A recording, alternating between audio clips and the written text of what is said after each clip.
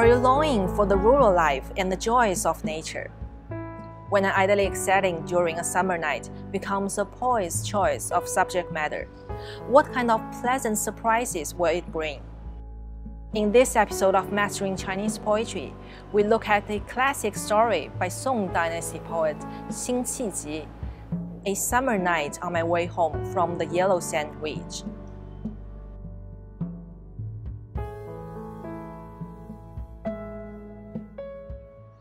Startled by magpies leaving the branch in moonlight, I hear cicadas shrill in the breeze at midnight.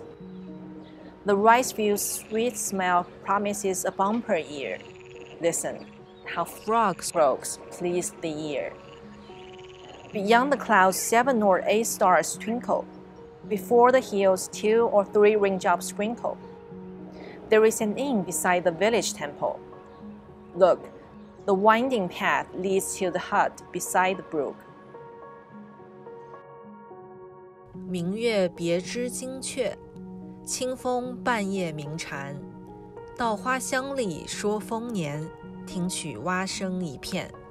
With the senses of sight and sound, the first 2 sentences capture the changing features from magpies, cicadas, breezes, and moonlight. The static and dynamic characters in the poem make the summer night scenery attract and fascinate. The senses of smell and sound are blended in the following 2 sentences. The gentle breeze brings a sweet smell of rice fields and loud croaks of frogs.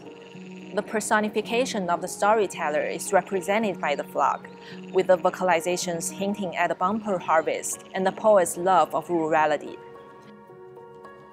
7、8个星天外，2、3点雨山前。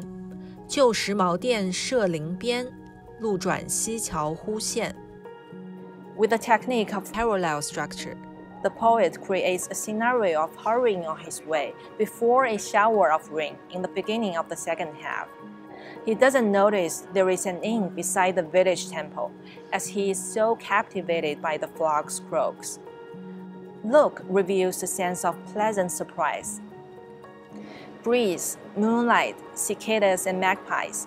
At first glance, the poem is all about the commonplace, in plain words without any literary quotation.